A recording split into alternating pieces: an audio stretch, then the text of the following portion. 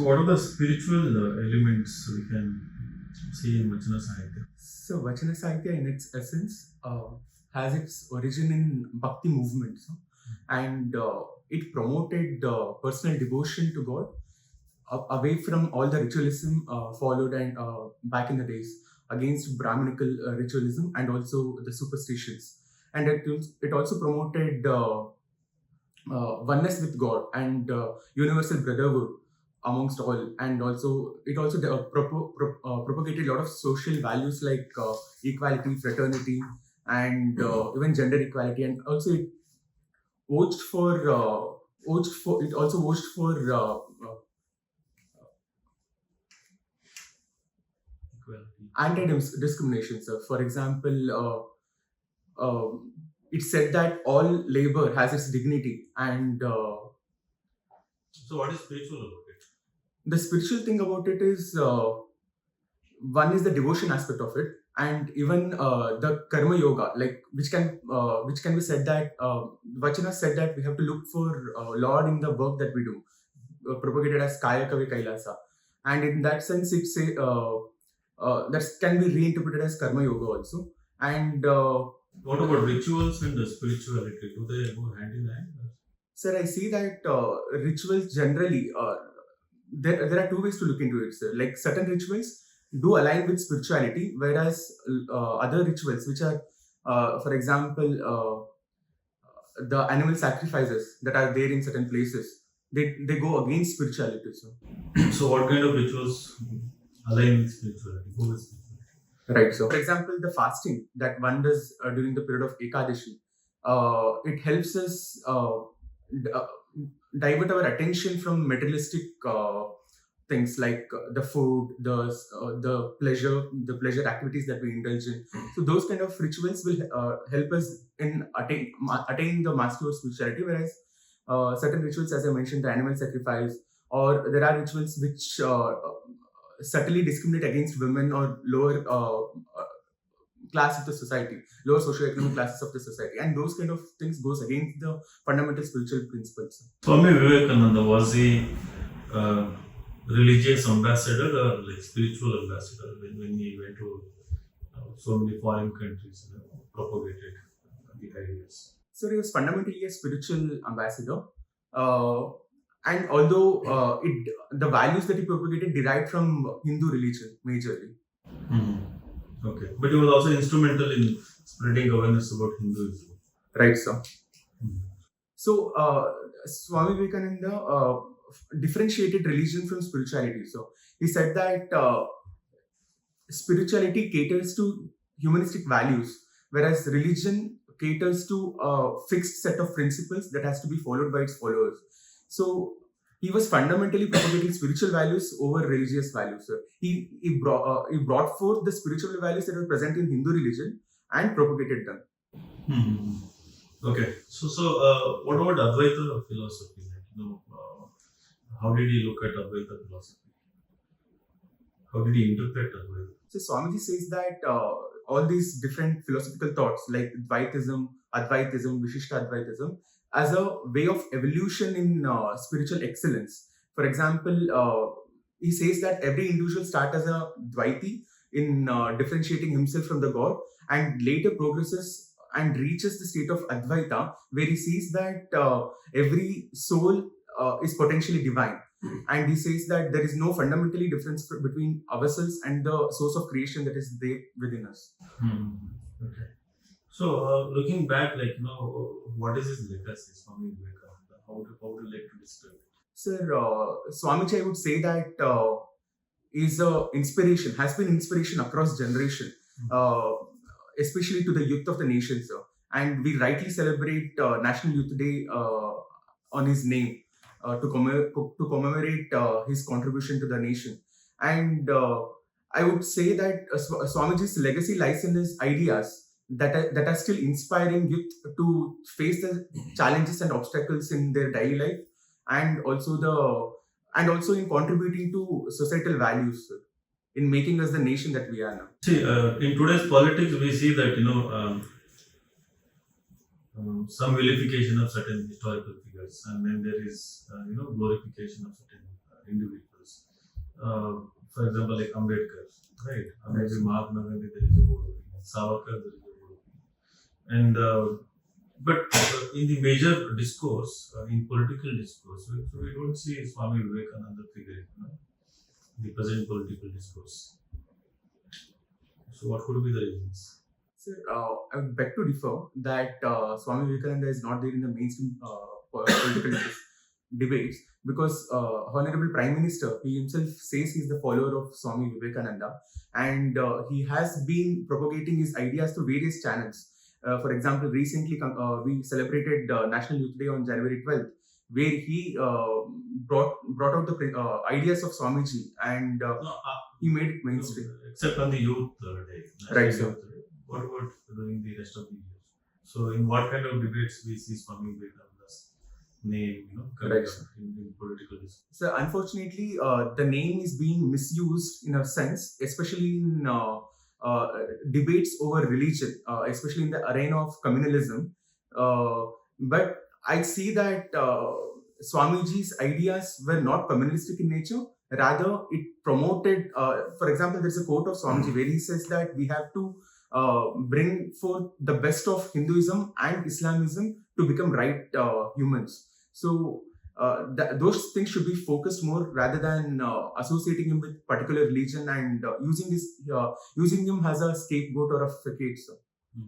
So, with respect to Indian society today, so what are the cultural changes or social changes that it is going through currently?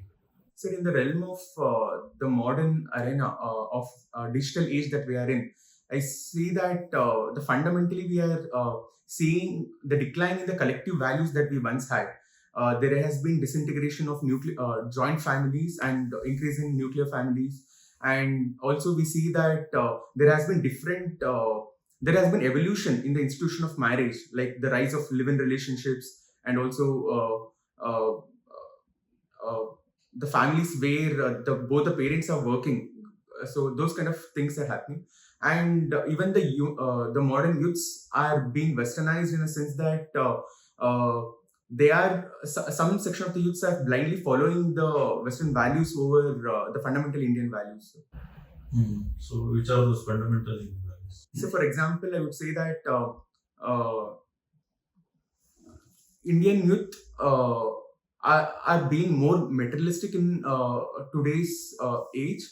Going by my experience, I don't have any research data to substantiate on that. Instead of spiritualistic values, which were once fundamental to our everyday existence of life. Again, materialism is promoted by our very own government. Recently, RBI said that we need to increase consumption, right? So to boost economic growth. Sir, I would say that materialism per se is not a wrong way to go about it. Sustainable use of materialistic resources is the right way. And Indian way of life always supported the sustainable way of using materialistic resources around us. That I think we need to incorporate in the current way of living. So what about this artificial intelligence, quantum computing on one side, and Mahakumbh, like cultural presence, cultural glorification, celebration on the other side. So, with respect to developmental goal, developmental aspiration, how do these both come together? Sir, I don't see a dichotomy between celebrating cultural institutions on one hand and propagating the advanced technologies on the other hand. It is not just celebration; it is also a cultural revival. Right, sir. Cultural revival, cultural glorification. So, how does it go hand in hand with our developmental goals? Sir, for example, the Mahakumbh that you referred to also played a crucial role in enhancing the economy of the region. It contributed, there are reports which says that 60 crore people participated in the Kumbh, and it definitely added to the tourism potential of Uttar Pradesh, the Prayagraj as a region. So, in a way, even these cultural activities can be used as instruments to develop a nation through economic in the field of economics. Okay. No, apart from that, considering the future developmental goals, so we want to be a developed country, advanced economy, technologically advanced country. So how do they complement each other? Sir, these kind of activities will help us be rooted to our value system, and sir, I see that as a root, sir, through which, as a like, if we can compare the nation to a tree, and I think these all value system will act as its root, and the ideas and the goals that we have are its branches, sir. So they sustain our growth, I would say, so. Okay. Apart from that, And and in a way, as you're saying, there are again misaligned debates where certain people glorify the past and glorify the past achievements over the present conditions and distract themselves from debating over the present issues. I think that need to be reoriented, so re-looked upon. what is identity politics? Sir, identity politics refers to having political discussions or debates over the issues of identity. For example, caste identity or racial identities.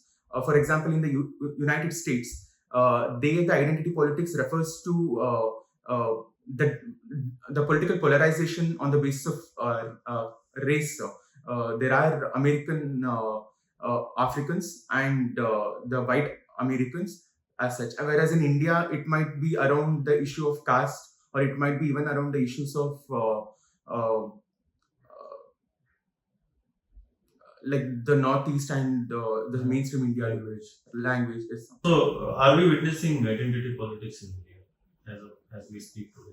Sir, identity politics unfortunately still has its presence in Indian context. As former Chief Economic Commissioner T.N. Seshan once referred, in India we don't cast our vote, but we vote we vote our caste.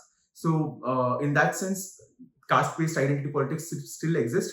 But as an India, as a nation, we also have shown political acumen to vote based on developmental parameters rather not just on identity politics.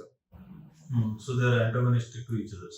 They are antagonistic, but identity politics per se is not negative, I would say, sir. It depends on how the identity politics is being used. For example, there are downtrodden, marginalized communities which have to use identity politics to raise above the ladder. So what about language issues? So Tamil Nadu and even Karnataka, right? So they are up against three language policy. Even NEP also. Right. So there is identity politics behind it, the cultural identity of the language, culture. So don't you think it is against development? Sir, identity politics definitely on the basis of language definitely goes against the developmental goals that we have assumed for ourselves as a nation. We want to become a developed nation by 2047. In that sense, fighting between ourselves on the basis of language will obviously act as an obstacle. But on the other hand, identity politics can play a role in language preservation, in cultural preservation, and also in sensitizing the issue of sensitizing the cultural issues between different communities. Okay. So Tamil Nadu says that our own two-language policy has helped us become a developed state, right? So I mean, can you reason with this? Like, on what basis it can be said valid? How did it help them become a developed state following two language policy? Sir, in the instance of Tamil Nadu, I think they are proficient in their vernacular language, which is Tamil, and the English language. And their proficiency in English language and having that bilingual population has helped them open up to multiple economic opportunities and academic opportunities. Whereas with respect to the northern states, where we see more of a monolingual population and decline or a lower rate of English adoption has restricted their developmental trajectories. So you can say it is more of English. Knowing English has benefited us. Yes, sir. Like. Why don't we focus on English as a link language, a common language across India, rather than focusing on Hindi? Sir, it has been our constitutional mandate under Article 343 and also 351 to promote Hindi as a official language. But as we see that the amendment made in the Official Languages Act in 1965 also gave space for English to be used as an official language. So I don't think there is any negativity, or I don't think there is any mistake in using English as a lingua franca, which is happening in the state now. Like all the southern MPs converse in English with northern MPs. So that can be a way to go. Okay. What is bhavagita? Sir, bhavagita refers to emotive poetry, which emphasizes on the lyrics of the poets. Like these are basically the poets written by various Kannada authors and set tune to by various music composers. For example, various Gnanapita awardees like Kuvempu and Dara Bendre, their poems have been given music by composers like Kalinga Rao and C. Ashwath. And What is the difference or similarity between Vachanas and bhavagita? Sir, Vachanas are prose poem format, and they are not originally intended to sing to a tune. Whereas Bhavagita refers to a semi-classical kind of a music where we sing it. So that is the fundamental thing. Like Vachanas can be read out or sang, whereas Bhavagitas are meant to be sing. And Vachanas were developed in the 11th, 12th century by Sharana movement or Lingayat movement, whereas Bhavagita is a more recent phenomenon in the 19th, 20th century by Navodaya movement of Kannada literature. And thirdly, Vachana Sahitya caters mainly to the spiritual and ethical way of living, and more about the social reform thing, whereas Bhavagita is more about the commoners' struggles, aspirations, ambitions. So the culture that existed, during the Vachana movement, right? So why didn't it continue? Sir, there are multiple factors to it. One, after as we see in any other movement, all the movements goes through that life cycle of origin and the peak and the decline. And with respect to Vachana movement, the 11th, 12th century it started, and 12th, 13th century it peaked, and during 16th century it declined. And the main reasons was due to we saw the change in the political context. Like we saw invasion of not invasion. We saw the rise of other kingdoms, like Islam religion-based kingdoms, like sultanates of the Deccan, and also we saw that there was rise of there was more prominence given to other other languages in the period of Vijayanagara, like Telugu and Tamil, and apart from Kannada. And there was also decline in the leaders, like after Basavanna, Mallama Mahaprabhu, Akka Mahadevi, there was gradual decline in such leaders. There was no continuity per se. I mean, to give rise to such leaders, that kind of culture, that kind of environment should exist. Right, sir. So that got declined. Right. So, what about the current times, whether Karnataka or India? Do you think because of our focus on excess, like economic prosperity, economic growth and development, technology, so somewhere are we diluting our literature, especially the literature aspect of the culture? So there are reports that says that the number of readership of a books and books and other literature materials have reduced. What about creation of literature? How is it today, like in India, in Karnataka? So there are new age authors coming in. For example, even in Kannada, for example, we have Jogi, and we have Jayant Kaikini and such authors who are writing Kavana Sankalanas, the collection of poetries.